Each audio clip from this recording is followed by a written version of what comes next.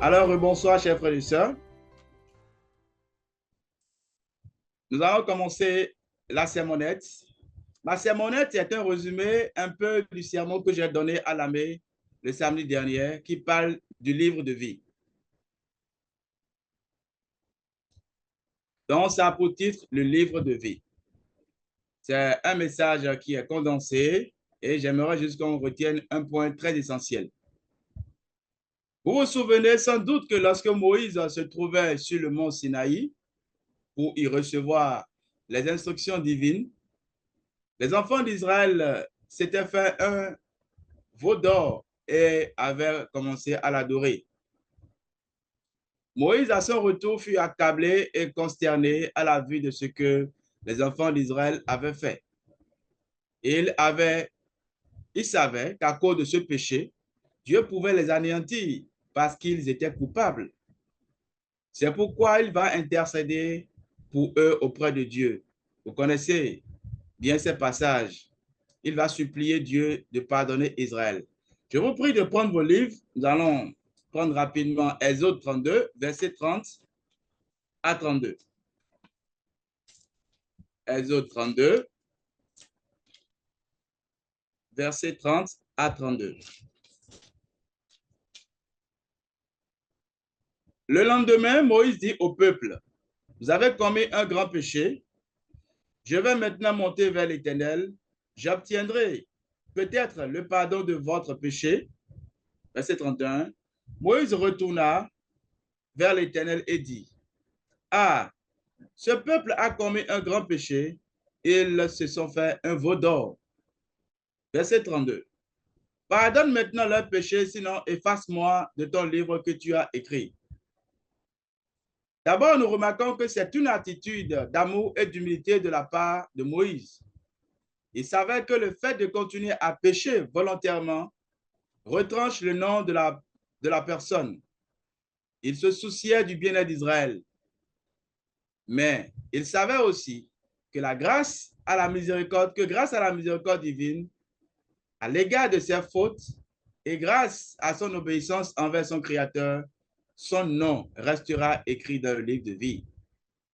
Moïse était donc prêt à se sacrifier pour qu'Israël puisse vivre et entrer dans la terre promise.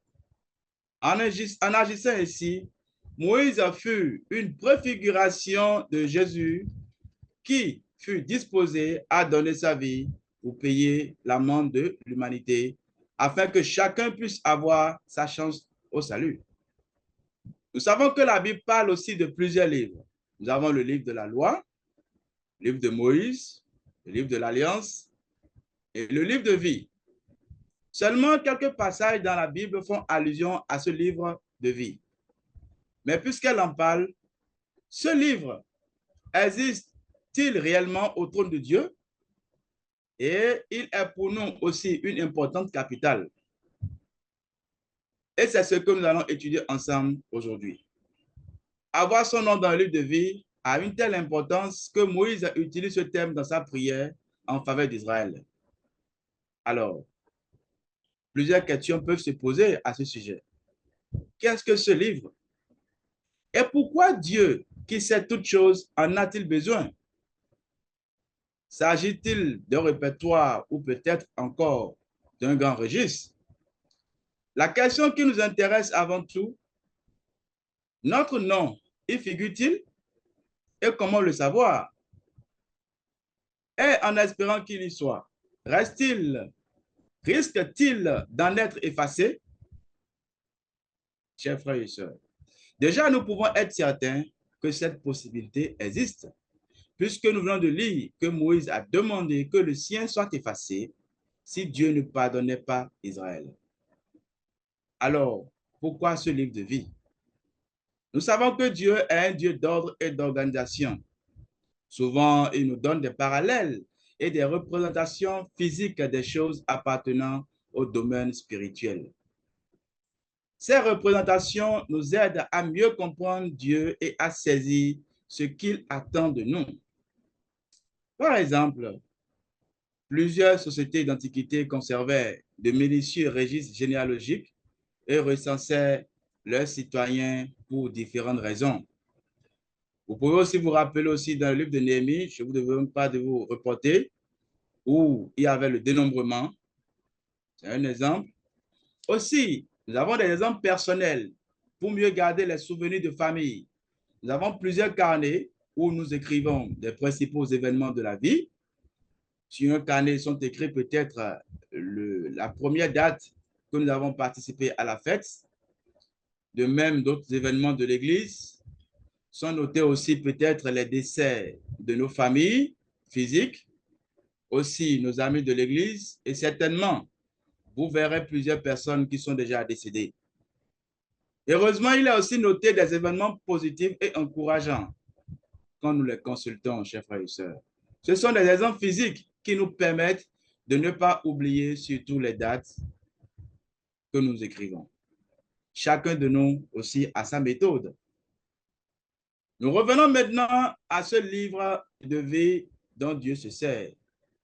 Je vous prie de prendre Apocalypse 22, versets 18 à 19.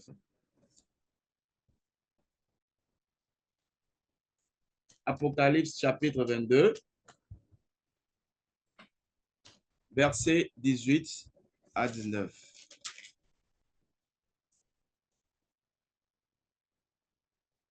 Je le déclare à quiconque entend les paroles de la prophétie de ce livre.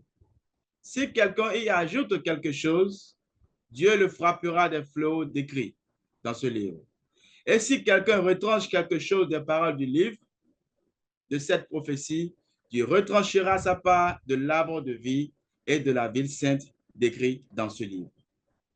Alors, autrement dit, ce livre de vie dont nous parlons est décrit dans la Bible. Ce passage montre en effet qu'il s'agit là de deux livres distincts, la Bible et le livre de vie que détient Dieu. Il est évident que la Bible ne renferme pas les noms de tous ceux qui naîtront dans la famille divine.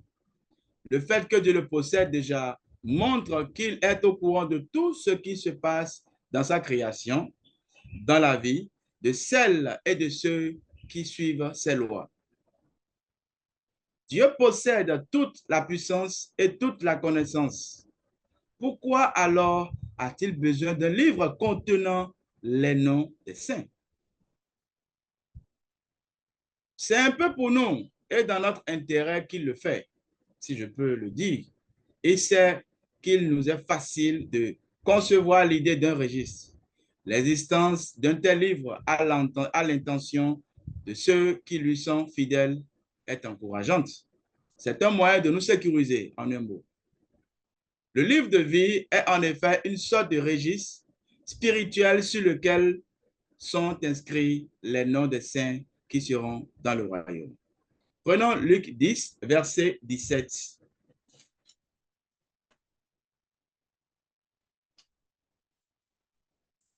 Luc chapitre 10,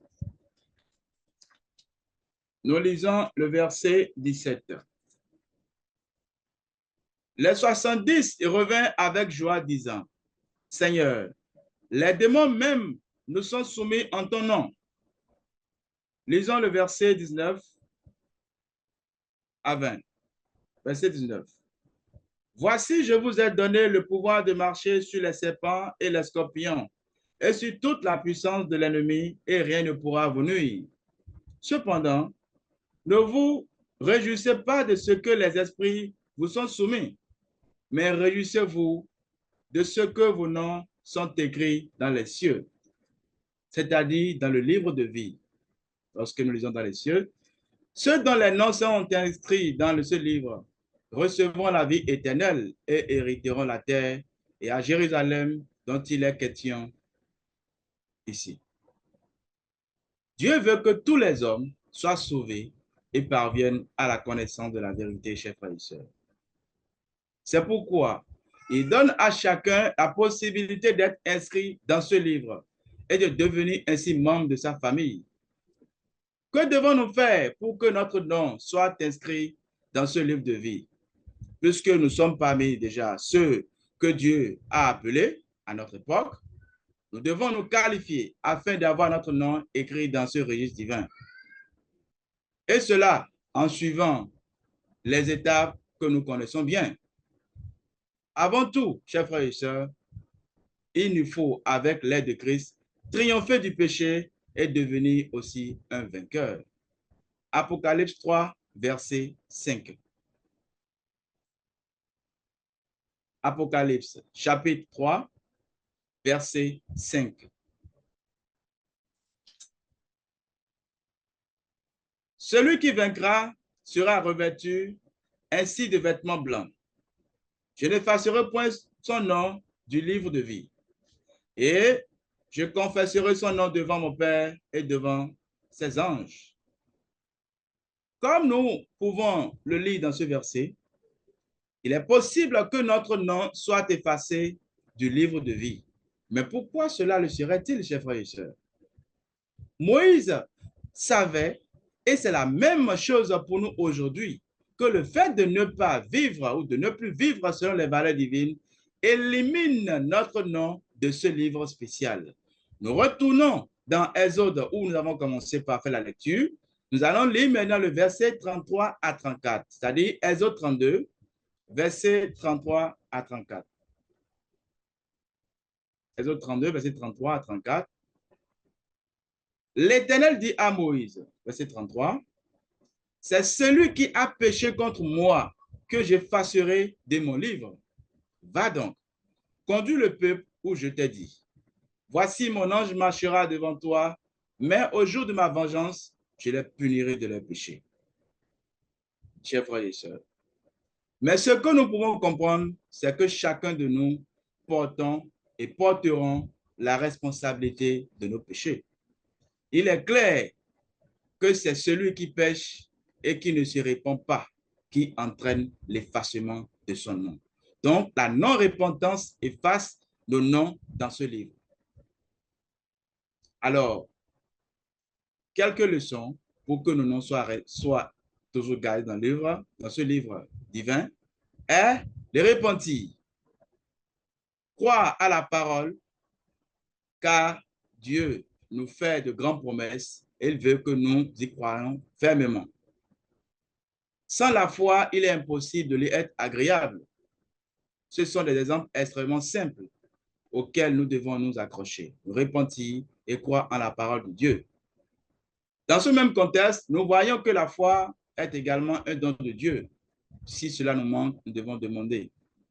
Demandons-lui de nous aider à croire en ses promesses et d'abandonner nos mauvaises habitudes afin de suivre des pensées justes.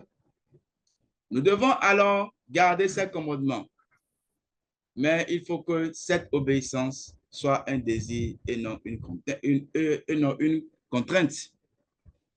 Car nous savons très bien que l'amour de Dieu consiste à garder ses commandements. Ensuite, nous devons persévérer.